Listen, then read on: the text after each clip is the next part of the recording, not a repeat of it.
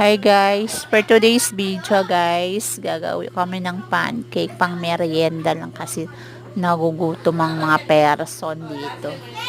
Hi guys, yan guys. Yan, okay, na-mix na namin lahat dyan. Taga-video po ako yung taga-video. May taga-video.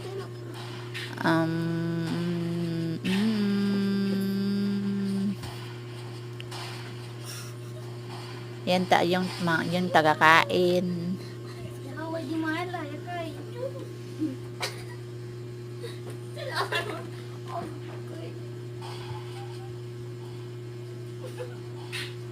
Yan lang guys. Happy weekends.